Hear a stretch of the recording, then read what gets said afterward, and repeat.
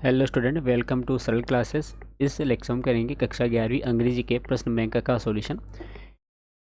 यहाँ पर हम इसमें ले रहे हैं सेक्शन सी, जिसमें क्वेश्चन नंबर 7 है। यहाँ से हम शुरुआत करेंगे। Do S directed 5 marks, 5 marks के क्वेश्चन इसमें से आना है। जैसा कहा गया है निर्देशानुसार वैसा आपको वाक्य को चेंज करना है। पहला प्रश्न यहाँ पर है, we did it change into negative. Negative में इसको बदलना है। तो नेगेटिव में जब हम इसको बदलेंगे तो इसका उत्तर आएगा we did not do it. तो इसका आंसर बन जाएगा वी डिड इट का नेगेटिव क्या बनेगा, तो ये बनेगा we did not do it. Did ये जो है क्रिया की सेकंड फॉर्म है, इस कारण से हमने यहाँ पर डिड नॉट के साथ में इसकी जो मेन वर्ब है डिड की वो होती है डू, तो वो यहाँ पर यूज़ किया है। तो इसका उत्तर हो गया we did not do it. दूसरा प्रश्न है, he teaches English change into negative. अब यहाँ पर हम देख सकते हैं कि टीचर्स है क्रिया की फर्स्ट फॉर्म है, उसके साथ एस लगा हुआ है। तो इसका उत्तर बन जाएगा he does not teach English.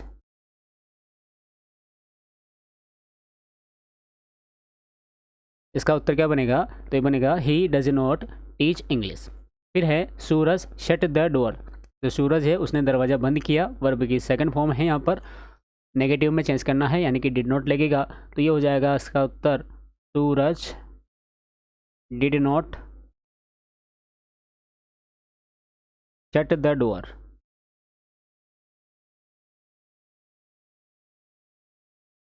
फिर अगला प्रश्न है,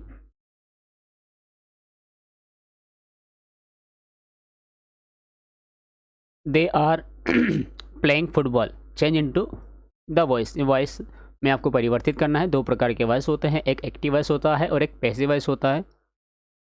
जो एक्टिव वॉइस होता है उसमें कर्ता से वाक्य की शुरुआत होती है यानी कि सब्जेक्ट से शुरुआत होती है, और एक होता है पैसिव वॉइस जिसमें कर्म से शुरुआत होती है यानी कि ऑब्जेक्ट से शुरुआत होती है।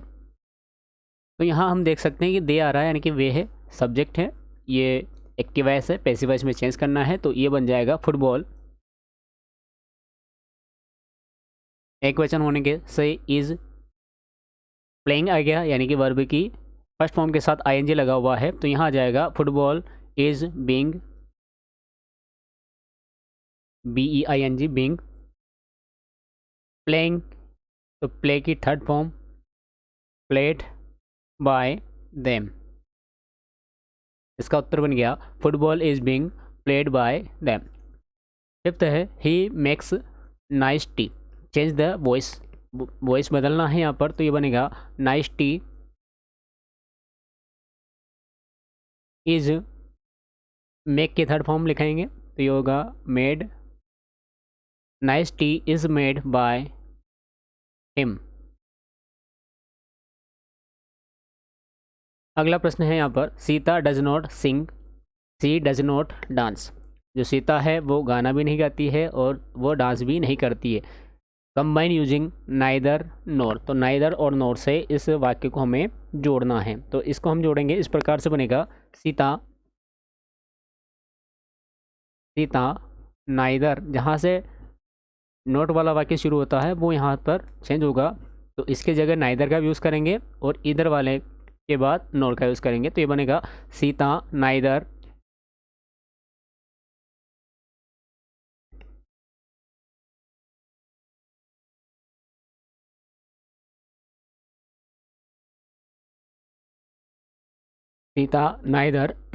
सिंग आना चाहिए। तो ए सिंग, और हम देखें यहाँ पर यहाँ लगा हुआ डज, तो एस और यस यहाँ पर लगेगा। तो ये बन जाएगा वाक्य Sita neither sings nor dances. क्योंकि यहाँ डांस के पहले भी डज नॉट लिखा हुआ है, इस कारण से ये बन जाएगा Sita neither sings nor dances. फिर है, Mohan is too weak to lift this bag rewrite using so that. तो यहाँ पर सो दैट का प्रयोग करना है और इस वाक्य को हमें जमाना है। तो ये वाक्य बन जाएगा यहाँ पर मोहन इज, जो फर्स्ट टू आता है इसके जगह आपको लिख देना सो वीक, और सेकंड टू के जगह आपको लिख देना दैट। तो Mohan is so weak that he can not lift the bag.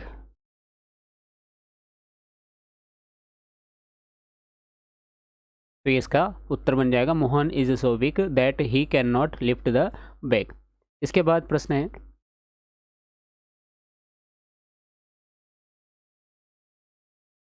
A apple and day the keeps away doctor rearrange the words to make a meaningful sentence. इन शब्दों को हमें सही क्रम से जमाना है और इसके साथ जब हम इसको सही क्रम से जमाएंगे तो हमें एक मीनिंगफुल, जिसका कोई ना कोई अर्थ हो, वैसा वाक्य हमें बने, हमें यहाँ से मिल जाएगा। तो ये बनेगा an apple a day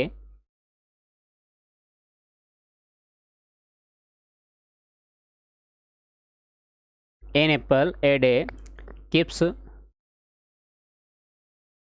the doctor away, keeps the doctor away.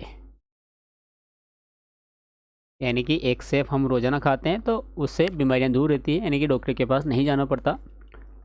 अगला प्रश्न है यहाँ पर, if Rajesh does not act now, यदि राजेश अभी कोई क्रिया नहीं करता है, ही विल लॉस एवरीथिंग, वह सब कुछ खत्म हार जाएगा। ही री right the sentence using unless, unless का यूज़ करके आपको इस वाक्य को लिखना है। देखिए अनलेस और इफ़ तो ये दोनों एक दूसरे के विपरीत होते हैं। तो यदि इफ़ हटाना है, अनलेस लगाएंगे, तो यदि ये वाक्य नकारात्मक है तो सकारात्मक में आपको लिखना पड़ेगा, क्योंकि जो अनलेस होता है खुद नकारात्मक है। तो ये बन जाएगा अनलेस, अनलेस राजेश, डज लगा हुआ है यानी कि वर्ब के साथ एस ई एस आएगा, तो एक्ट के आगे लगा देंगे एस। तो अनलेस राजेश एक्ट्स नाउ, फिर बाद वाला वाक्य ऐसा कैसे लिख देंगे, क्योंकि ये खुद नकारात्मक में था, अनलेस भी नकारात्मक में होता है, तो पीछे के वाक्य पे कोई प्रभाव नहीं पड़ेगा। तो ये हो जाएगा ही विल लॉस एवरीथिंग।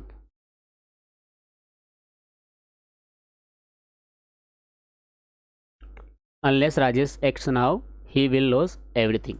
अगला है यहाँ पर कि सी इज़ वर्किंग हार्ड, वो कठोर मेहनत करती है। She wants to crack NEET examination, combine the sentences using to plus infinity. आपको क्या करना है, टू के साथ जो सेकंड वाक्य है इन्फिनिटिव करके उसको आपको ऐड करना है। तो इसका उत्तर इस प्रकार से बनेगा यहाँ पर, सी इज़ वर्किंग हार्ड, क्या बनेगा, सी इज़ वर्किंग हार्ड, जो मेन वाक्य वो आपको लिखना है, सी is working hard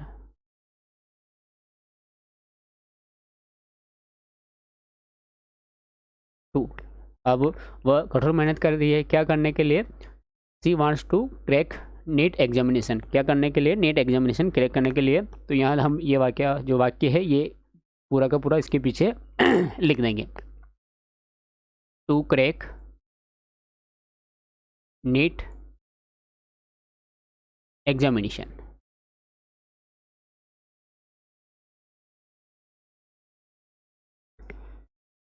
Pawan speaks French, Pawan speaks English, Pawan अंग्रेजी भी बोलता है और पवन फ्रेंच भी बोलता है। Combine the sentence using both and, both का प्रयोग करना है और आपको वाक्य बनाना है। तो ये बन जाएगा पवन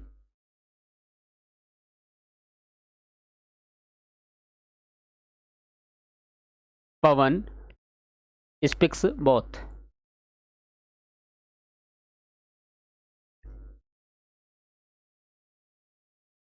पवन स्पीक्स बोथ, क्या क्या, फ्रेंच और इंग्लिश। तो ये हो जाएगा फ्रेंच एंड इंग्लिश।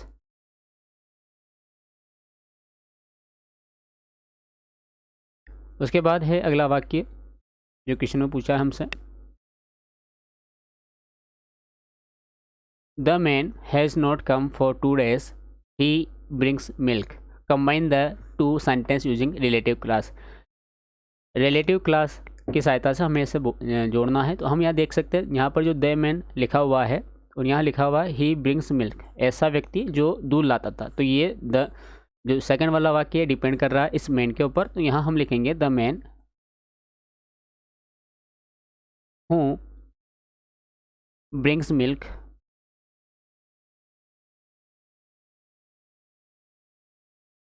है ना, the man who brings milk has not come for 2 days, has not come for 2 days। ये बन गया the man who brings milk has not come for 2 days। फिर है the is Himalaya highest the world mountain of the rearrange the words to make a meaningful sentence. यहाँ पर भी इन जो शब्द दिए गए हैं इनको सही क्रम से आपको जमाना है और एक मीनिंगफुल वाक्य आपको यहाँ से बनाना है। तो यहाँ पर हम देखेंगे तो ये द हिमालय की बात कर रहा है, तो यहाँ पर हम इस वाक्य का उत्तर लिखेंगे the Himalaya. The Himalaya is the highest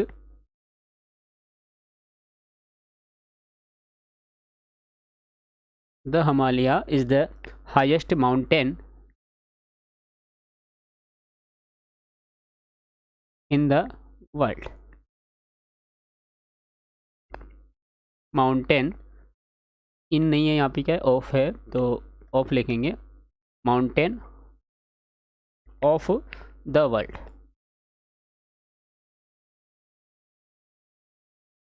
तो जो हिमालय पर्वत है ये संसार का सबसे ऊंचा पर्वत श्रृंखला है। तो ये वैसा वाक्य बन गया the Himalaya is the highest mountain of the world.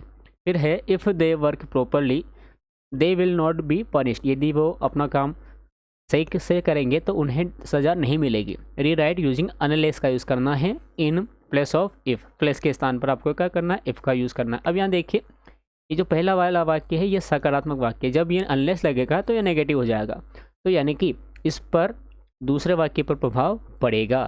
तो दूसरे वाला वाक्य को भी आपको चेंज करना है पहले के साथ में। तो ये इसका उत्तर बन जाएगा unless they work properly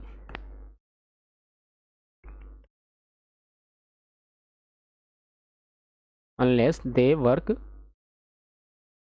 properly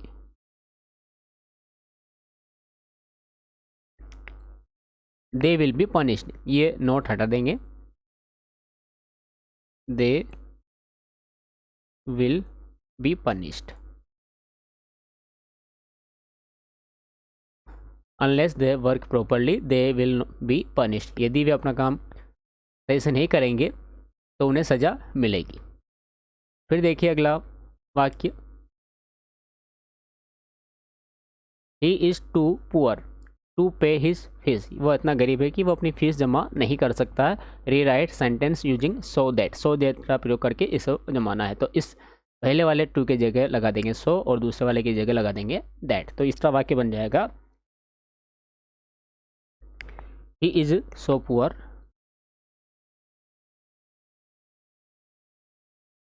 he is so poor that he cannot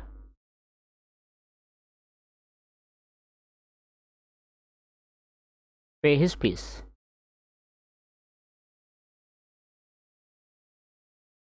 वह इतना गरीब है कि वह अब उसकी फीस जमा नहीं कर सकता है। फिर है सम पीपल आर रिच। कुछ व्यक्ति है जो अमीर है। दे आर नॉट हैप्पी, वे खुश नहीं हैं।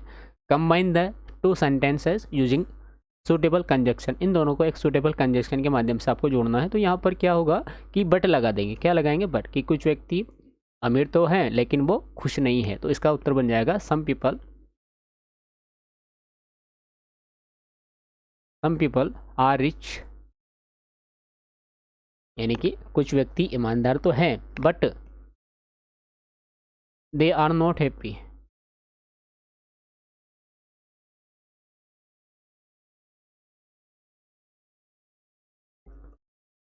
फिर है the boy is my cousin. वह जो लड़का है वो मेरा कज़न है। He is wearing a red shirt. उसने लाल शर्ट पहन रखी है। Combine the sentence using a relative clause. Relative यानी कि ये जो कथन है दूसरा वाला, ये ही शब्द आया है और ही शब्द आया हुआ है इस बॉय के लिए। तो यहाँ पर हम इसको इस प्रकार से लिखेंगे द बॉय, वह लड़का जो क्या कर रहा है, is wearing a red shirt, जो लाल शर्ट पहन रहा है। तो the boy who is wearing a red shirt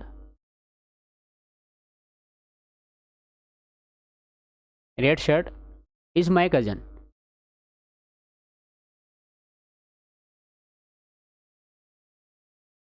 तो उसका उत्तर बन गया the boy who is wearing a red shirt is my cousin. 18 नंबर का क्वेश्चन है, देखिए, in this many book are there pages how और question mark rearrange the words to make a meaningful sentences. इस वाक्य को जब हम पढ़ेंगे तो हमें पता चल रहा है कि ये प्रश्नवाचक क्वेश्चन वाला प्रश्न है, तो क्वेश्चन वाक्य हमें बनाना पड़ेगा। तो ये बन जाएगा यहाँ पर हाउ, हाउ पहले आता है और हाउ के साथ कोई ना कोई कंजक्शन आता है इसके साथ में, तो हाउ मैनी आ जाएगा। हाउ के साथ हम मैनी को जोड़ देंगे, how many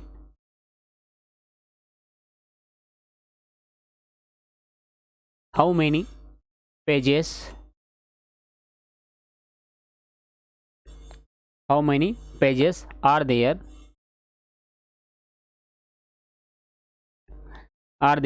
in this book.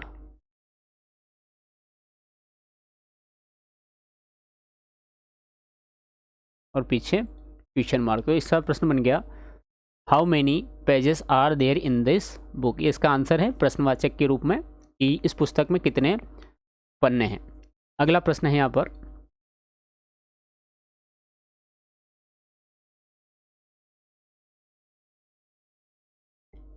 She can not afford it, वह इसको अफोर्ड नहीं कर सकती है। सी बाइज ए कार, एक कार खरीदना है उसे। Combine the two sentences using non finite class, non finite class का यूज़ करके आपको इसको एक वाक्य बनाना है। तो यहाँ पर ऐसा बन जाएगा, she can not afford buying a car, वह एक कार खरीदने के लिए इसको अफोर्ड नहीं कर सकती। तो इसका वाक्य बन जाएगा शी कैन नॉट, आप चाहें तो यहाँ पर कांट भी लिख सकते हैं। She can not afford, she can not afford buying a car.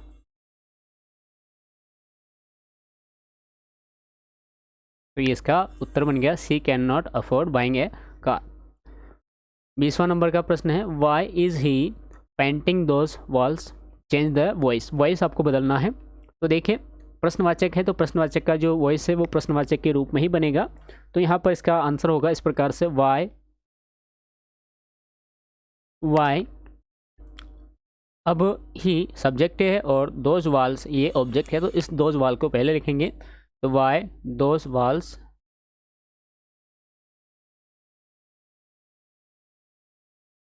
Y those walls is यानी कि प्रेजेंट टेंस का है, तो वॉल्स बहुवचन है तो आर लग जाएगा। Why those walls are being, being कहाँ से आया, तो ये जब वर्ब के साथ आईएनजी जुड़ता है तो हमें बिंग का यूज़ करना पड़ता है। तो ये हो गया being painted, painted by him. इसका उत्तर बन गया, why those walls are being painted by him. फिर है, he is sleeping for 3 hours, correct the sentence. अब ये जो है इज़ स्लीपिंग फॉर 3 आवर्स, तो यहाँ पर हेल्पिंग वर्ब में मिस्टेक है। He is sleeping for 3 hours, जब भी फ्री फॉर वह 3 घंटे से सो रहा है, तो यहाँ पर आ जाएगा इसका सही उत्तर ही हैज़ बिन। क्या आएगा, ही हैज़ बिन आ जाएगा, he has been sleeping for 3 hours.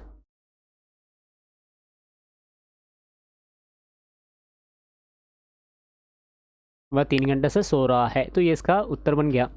फिर है,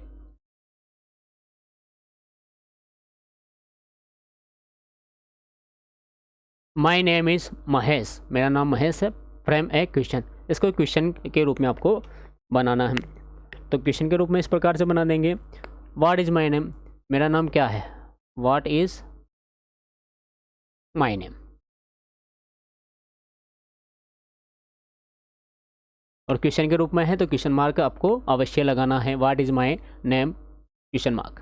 metal lead is then other any heavier, तो यहाँ पर पुनः आपको देख लेना है कि जो शब्द दिए गए हैं इनसे आपको मीनिंगफुल अर्थ वाला एक शब्द वाक्य बनाना है। तो यहाँ पर लेड एक धातु है तो लेड आ जाएगा पहले, तो lead is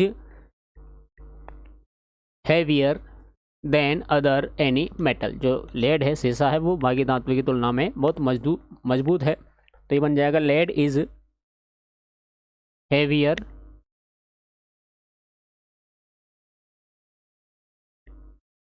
lead is heavier than any other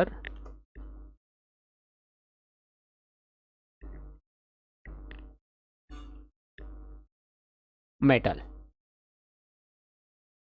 जो लेड है वो बाकी सभी मेटल से ज़्यादा मजबूत है, भारी है मेटल।